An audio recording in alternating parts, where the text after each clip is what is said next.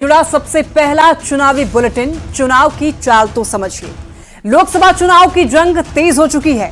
रैलियों के जरिए चुनावी चाल तूफानी गति से चली जा रही है। बिहार में अमित शाह ने हुंकार भरी तो झारखंड में इंडिया अलायंस ने उलगुलान किया, जबकि कांग्रेस अभी उम्मीदवारों के सिलेक्शन में ही लगी है। मतलब बीजेपी चाल चल रही है, कांग्रेस चाल चल रही है, तो क्षेत्रीय दल भी चाल से कमाल करने की जुगत में है। हमारी नजर चुनाव की हर एक चाल पर है, तो चुनाव से जुड़ी हुई हर एक खबर को दिखाएंगे। खबर के अंदर की एक एक चाल को आपको समझाएंगे। बस देखते रहिए देश का सबसे पहला समझाने वाला बुलेटिन, चुनाव की चाल तो समझिए।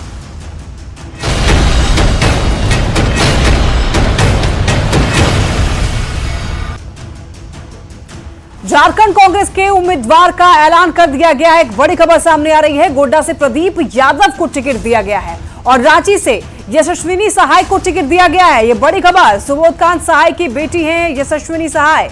गोड्डा से दीपिका पांडे सिंह का टिकट कट गया है, तो ये बड़ी खबर सामने आ रही है। गोड्डा से प्रदीप यादव को टिकट दिया गया है। प्रदीप यादव को प्रत्याशी बनाया गया है और रांची से यशस्विनी सहाय को टिकट दिया गया है। और ज्यादा जानकारी के लिए संवाददाता शिवम प्रताप हमारे साथ जुड़ रहे हैं। शिवम, देखिए काफी मंथन चिंतन के बाद में आप देखिए उम्मीदवार का ऐलान किया गया है, पूरी जानकारी दीजिए।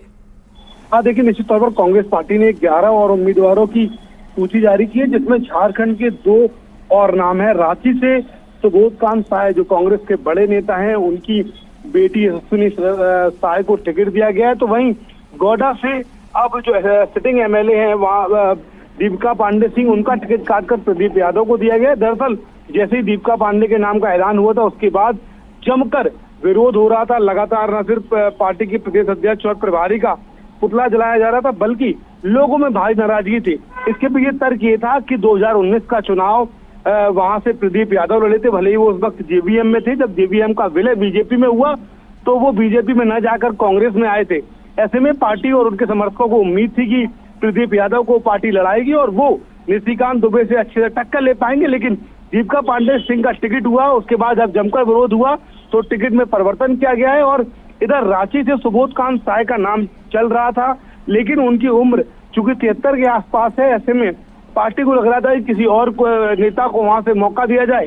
हालांकि बाकायदा सूत्र ये दावा करते हैं कि सुबोधकांत सहाय ने अपनी बेटी को लेकर आलाकमान को लेटर लिखा था और उसी के आधार पर उनकी बेटी को एक बार फिर से मौका दिया गया है। ठीक है शिवम, बहुत धन्यवाद आपका तमाम जानकारियों के लिए। गृह मंत्री अमित शाह ने कटिहार में रैली कर जेडीयू उम्मीदवार दुलाल चंद्र गोस्वामी के लिए वोट की अपील की। अमित शाह ने कटिहार से परिवारवाद और जातिवाद पर जमकर निशाना साधा। अमित शाह ने कहा कि लालू प्रसाद बिहार को जंगलराज में ले गए, जिसे नीतीश कुमार की एनडीए सरकार ने बाहर निकाला। जिंदाबाद। मोदी जी ने इस देश में से परिवारवाद को नाबूद किया। अमित शाह जिंदाबाद। जो इंडी गठबंधन है वो फिर से बिहार को लालटेन युग में ले जाना चाहते हैं।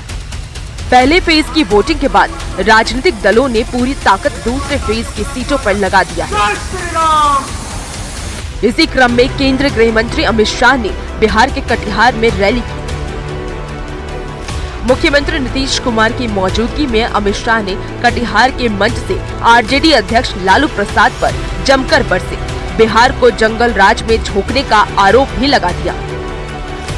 आप लोगों को लालू राबड़ी का शासन याद है या नहीं है भाई? याद है ना? बिहार को जंगल राज में बदलकर इस लालू प्रसाद यादव ने रख दिया था। गरीब, पिछड़ा, दलित, ओबीसी सब पर अत्याचार होते थे। अमित शाह ने लालू प्रसाद का जिक्र करते हुए परिवारवाद और जंगल राज पर जमकर निशाना साधा। जो इंडी गठबंधन है वो फिर से बिहार को लालटेन युग में ले जाना चाहते हैं। नीतीश बाबू ने गांव-गांव में बिजली पहुंचाई है, घर घर में बिजली पहुंचाई है।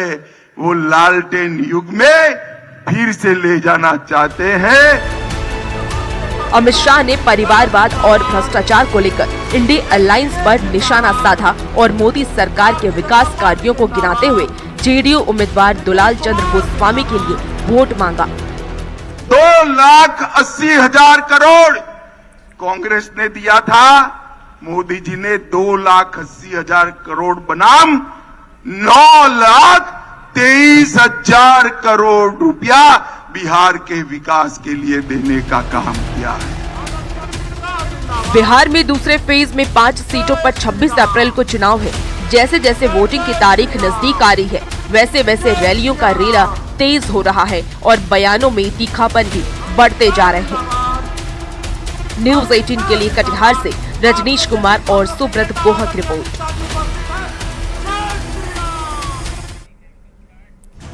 और अब कटिहार की चुनावी लड़ाई को समझिए। बिहार के सीमांचल इलाके में 4 लोकसभा सीटें आती हैं। सीमांचल की 4 सीटों में एक सीट कटिहार की भी है। कटिहार सीट का सामाजिक समीकरण बाकी सीटों से काफी अलग है, क्योंकि कटिहार में एक तरह से मुसलमान बहुसंख्यक है और यहाँ करीब 41% मुसलमान वोटर हैं, जबकि 11% यादव जाति के वोटर्स हैं। कटिहार से कांग्रेस के तारिक अनवर 5 बार सांसद रहे हैं, लेकिन 2019 में जेडीयू के दुलाल चंद्र गोस्वामी ने एनडीए उम्मीदवार के तौर पर तारिक अनवर को हरा दिया था। एक बार फिर दुलाल चंद्र गोस्वामी और तारिक अनवर के बीच ही मुकाबला है। तारिक अनवर यहां से 4 बार सांसद रहे, लेकिन कटिहार जिला जो कभी उद्योग नगरी के रूप में जाना जाता था, अब उद्योग विहीन हो चुका है। विस्थापन और पलायन कटिहार की सबसे बड़ी समस्या है और यही वजह है कि अमित शाह ने इंडी अलायंस पर निशाना साधने के साथ साथ मोदी सरकार की तरफ से किए गए काम भी गिनवाए।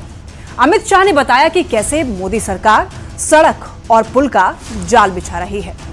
82,000 गरीबों को आवास दिया गया, 2,000 शहरी गरीबों को आवास मिला और 1,81,000 लोगों को आयुष्मान योजना के तहत 5 लाख के इलाज का खर्च भी दिया गया। और इसके अलावा 4,50,000 महिलाओं को सिलेंडर दिया गया, 2 लाख किसानों को किसान सम्मान निधि दिया गया। कटिहार में इंजीनियरिंग कॉलेज और पॉलिटेक्निक कॉलेज का निर्माण भी कराया गया। तो मतलब यह है कि अमित शाह ने बताया कि एनडीए का सांसद बनने के बाद इलाके में कितना काम हुआ है और विकास के नाम पर वोट मांगे हैं। चलिए बढ़ते हैं आगे। परिवारवाद के मुद्दे पर बिहार के सीएम नीतीश कुमार ने लगातार दूसरे दिन आरजेडी अध्यक्ष लालू प्रसाद के परिवार पर निशाना साधा। तेजस्वी यादव ने सीएम नीतीश कुमार के बयान को आशीर्वाद बताया और आशीर्वाद बताकर किसी तरह की टिप्पणी करने से इनकार कर दिया। तो कांग्रेस अध्यक्ष अखिलेश प्रसाद सिंह ने राजनीति में भाषा की मर्यादा रखने की नसीहत दी। बहुत कर दिया, इतना ज्यादा पैदा करना चाहिए किसी को, बाल बच्चा, लेकिन उतना किया तो परिवारवादी है। अपने रहा, बेटी को बनाया, बेटा को बनाया, अब सब बेटी को बनवा रहा है। बिहार के मुख्यमंत्री नीतीश कुमार ने लगातार दूसरे दिन आरजेडी अध्यक्ष लालू प्रसाद पर परिवारवाद का प्रहार किया। नीतीश कुमार ने कटिहार और किशनगंज में जेडीयू उम्मीदवारों के लिए रैली की और लालू प्रसाद के परिवार के 15 साल के शासन पर निशाना साधा। नीतीश कुमार बिना नाम लिए परिवारवाद पर तंज कसते रहे। अब 15 साल तक पति पत्नी का राज हुआ यहाँ पर, क्या हाल था। दूसरा लोग परिवारवादी है ना, हम लोग दोनों आकर साथ है, कोई परिवारवादी है? हम लोग परिवारवादी है। अपने रहा, बेटी को बनाया, बेटा को बनाया, अब सब बेटी को बनवा रहा है। यही कोई तरीका है? मुख्यमंत्री नीतीश कुमार ने शनिवार को कटिहार में बिना नाम लिए लालू प्रसाद पर बड़ा हमला किया है। लालू प्रसाद के बच्चों की संख्या पर कटाक्ष किया है, जिसके बाद से बिहार का राजनीतिक माहौल गर्म है। कांग्रेस के प्रदेश अध्यक्ष अखिलेश सिंह ने नीतीश कुमार को राजनीति में भाषा की मर्यादा रखने की नसीहत दी है। मुख्यमंत्री जी का कुछ ऐसा बयान आ जाता है, मुझे उस पर कुछ नहीं बोलना है, लेकिन भाषा की मर्यादा बनाए रखना चाहिए सामाजिक राजनीतिक जीवन में। हम लोगों ने तो यही सीखा है। नीतीश कुमार के बयान के जवाब में तेजस्वी यादव ने कहा है कि नीतीश कुमार का वो आज भी पूरा सम्मान करते हैं और वो जो भी कहेंगे वो मेरे लिए आशीर्वाद होगा। उन्होंने जो भी कहा, हमने हाथ जोड़ करके कहा कि उनका जो भी कहना होगा हमारे लिए, हमारे परिवार के बारे में, वो आशीर्वाद और आशीर्वचन के रूप में हम देखते हैं। कुछ दिनों से तेजस्वी यादव परिवारवाद के मुद्दे को लेकर एनडीए से सवाल करते रहे हैं। अब नीतीश कुमार ने आरजेडी लालू प्रसाद के परिवार पर निशाना साधकर बिहार की राजनीति में परिवारवाद के मुद्दे को एक बार फिर जिंदा कर दिया है। न्यूज़ 18 के लिए कटिहार से रजनीश और सुब्रत गुहा से, किशनगंज से आशीष और पटना से अमित कुमार की रिपोर्ट। अब आप चुनाव में परिवारवाद पर प्रहार को समझिए। लोकसभा का चुनाव प्रचार तेज हो चुका है। नेता एक दूसरे पर बयानों के बाण चला रहे हैं। हर चुनाव में आरजेडी पर परिवारवाद का हमला होता है। इस बार तेजस्वी यादव ने एनडीए उम्मीदवारों की लिस्ट जारी कर दी और एनडीए पर परिवारवाद का प्रहार कर इस मुद्दा को खत्म करने की कोशिश की। लेकिन नीतीश कुमार परिवारवाद के मुद्दे को छोड़ना नहीं चाहते, क्योंकि करीब 18 साल से नीतीश कुमार सत्ता में हैं, लेकिन आज तक उन्होंने कभी अपने परिवार के किसी सदस्य को राजनीति में एंट्री नहीं होने दी। जबकि इस चुनाव में आरजेडी प्रमुख लालू प्रसाद के परिवार से उनकी 2 बेटियां चुनावी मैदान में हैं और यही वजह है कि नीतीश कुमार परिवारवाद के मुद्दे पर आरजेडी को घेर रहे हैं। चलिए बढ़ते हैं आगे। झारखंड की राजधानी रांची में विपक्ष का शक्ति प्रदर्शन दिखा। उलगुलान न्याय महारैली में विपक्ष के कई बड़े नेता एक मंच पर नजर आए। हालांकि तबियत खराब होने की वजह से राहुल गांधी इस रैली में शामिल नहीं हो पाए। मंच पर दिल्ली के सीएम अरविंद केजरीवाल और झारखंड के पूर्व सीएम हेमंत सोरेन के लिए 2 कुर्सियों को खाली छोड़ दिया गया, यानी कि अरविंद केजरीवाल और हेमंत सोरेन। रैली के दौरान विपक्षी नेताओं के निशाने पर एनडीए की सरकार रही। देखिए रिपोर्ट।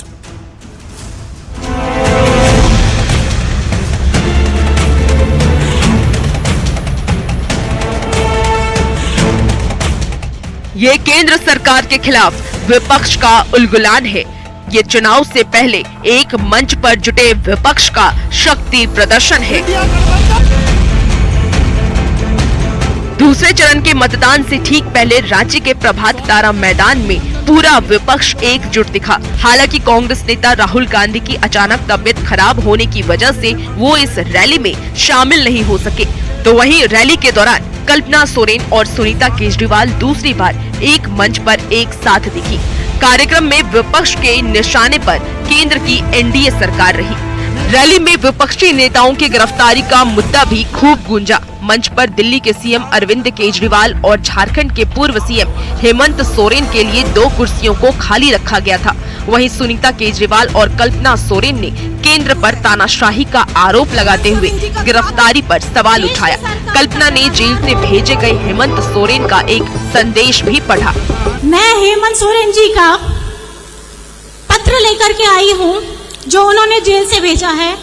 जैसे कि मैंने पहले भी बताया है कि केंद्र सरकार जिस तरह से नए नए कानून बना रही है, उन कानूनों में सबसे अधिक प्रभावित आदिवासी क्षेत्र और आदिवासी समुदाय को होने जा रहा है। प्रधानमंत्री मोदी जी ने दिल्ली के मुख्यमंत्री मेरे पति अरविंद केजरीवाल जी को जेल में डाल दिया।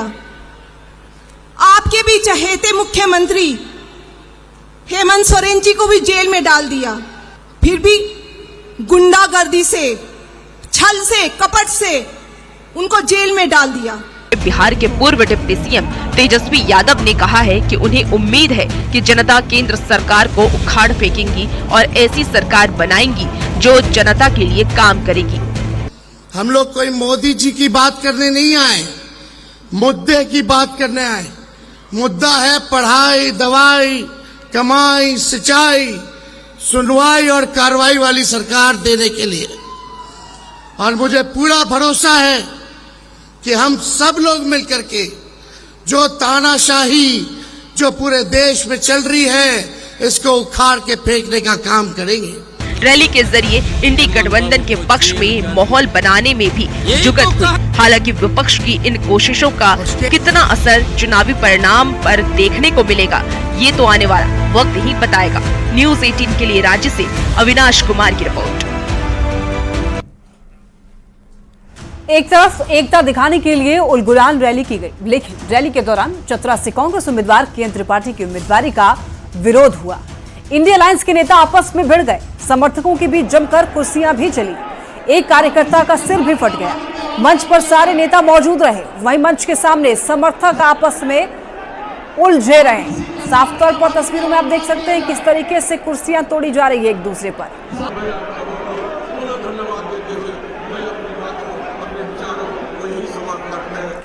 तो समझिए कि चुनावी रैली में क्यों चली कुर्सी। मोदी से मुकाबले के लिए विपक्ष एकजुट हुआ, काफी मुश्किल से इन दलों में समझौता हुआ, लेकिन कार्यकर्ता अब भी एक नहीं हो पा रहे हैं और यही वजह है कि उम्मीदवारों का विरोध हो रहा है, जिसकी एक तस्वीर उलगुलान रैली में मारपीट के रूप में दिखी है। और इसी के साथ रुकेंगे एक छोटे से ब्रेक के लिए, जल्द लौटेंगे।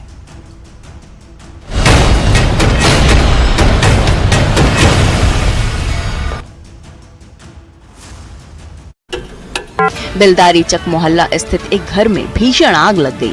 देखते ही देखते आग ने विकराल रूप ले लिया, जिसके बाद मौके पर अफरा तफरी मच गई।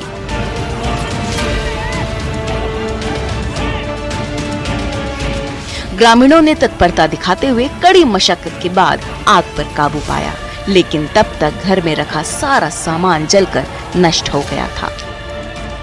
फिलहाल किसी के हताहत की खबर नहीं है। आशंका जताई जा रही है कि खाना बनाने के दौरान घर में आग लग गई होगी।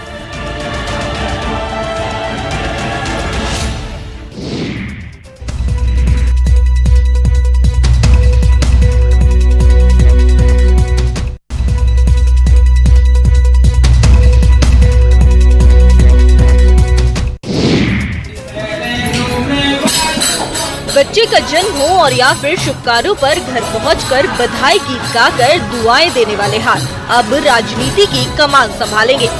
जी हां, किन्नर समाज की जिलाध्यक्ष सुनैना सिंह ने इस बार चुनावी महासमर में उतरने की ठान ली है। धनबाद लोकसभा से सुनैना सिंह ने चुनावी मैदान में उतरने का ऐलान कर दिया है, जिसके बाद कोयलांचल की सियासी तपिश और भी बढ़ गई है। धनबाद लोकसभा सीट से बीजेपी ने बाघमारा विधायक ढुल्लू महतो को चुनावी महासमर में अपना प्रत्याशी बनाया है। प्रदेश के बड़े नेताओं का धनबाद में आना शुरू हो गया है। सभी ढुल्लू की जीत सुनिश्चित कराने में जुट गए हैं। वहीं कांग्रेस की तरफ से अभी तक अपने प्रत्याशी की घोषणा नहीं की गई है। इसी बीच धनबाद लोकसभा सीट से थर्ड जेंडर सुनैना सिंह ने चुनाव लड़ने की ताल ठोक दी है।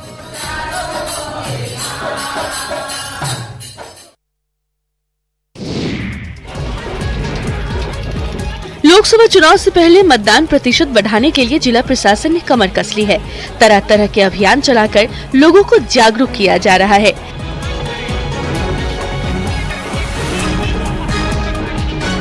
सिवान में भी जिला प्रशासन की तरफ से लगातार मतदाताओं को जागरूक करने के लिए कार्यक्रम चलाया जा रहा है, जिससे मतदान प्रतिशत में बढ़ोतरी हो सके।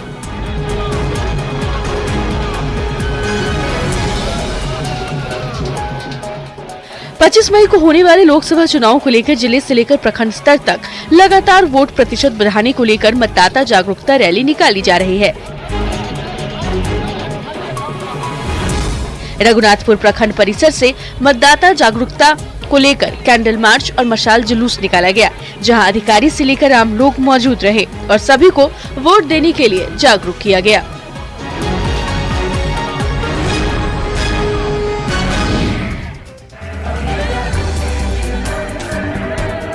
सड़क पर ये रैली, हाथों में कैंडल लिए महिलाएं। ये तस्वीर है मुंगेर की, जहां जमालपुर दौलतपुर कॉलोनी में महिलाओं ने अनोखे ढंग से लोगों को मतदान के लिए जागरूक किया और सभी से अपने वोट का इस्तेमाल करने की अपील की।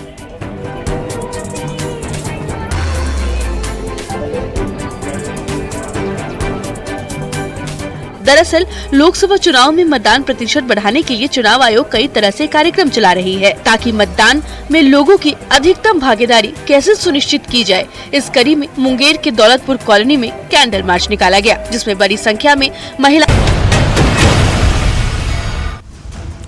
आइए अब चलते चलते अपने खास कार्यक्रम चुनाव की चाल तो समझिए में देख लेते हैं सुपौल लोकसभा सीट का हाल।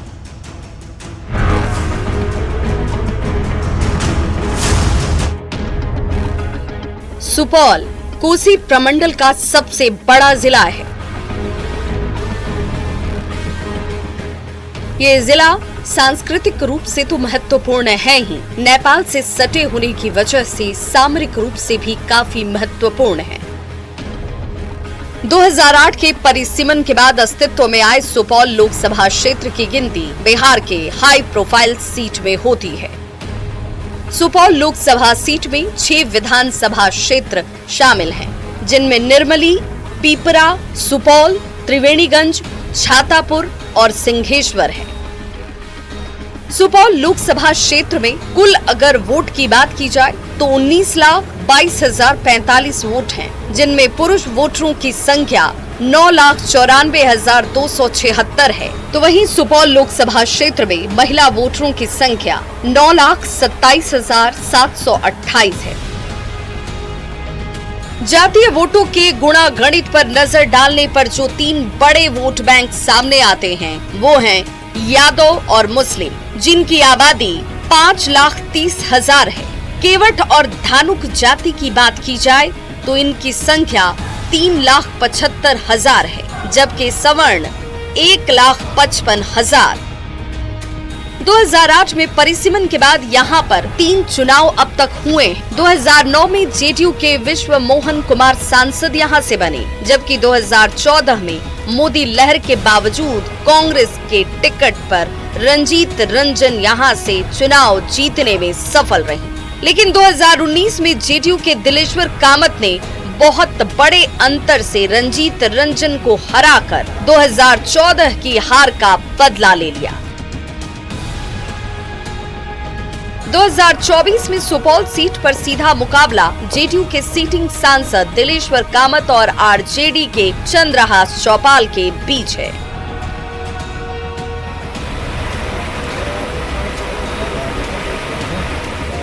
हर साल कोसी का कहर झेलने वाले इस इलाके में बाढ़ और रोजगार के लिए पलायन सबसे बड़ी समस्या है। 2024 में सुपौल की जनता एक बार फिर जेडीयू के दिलेश्वर कामत पर ही भरोसा जताती है या आरजेडी के चंद्रहास चौपाल को मौका देती है, ये 4 जून को पता चलेगा। Bureau report, news 18। और इसी के साथ बुलेटिन में फिलहाल के लिए इतना ही। तमाम खबरों के लिए आप देखते रहिए न्यूज़ 18।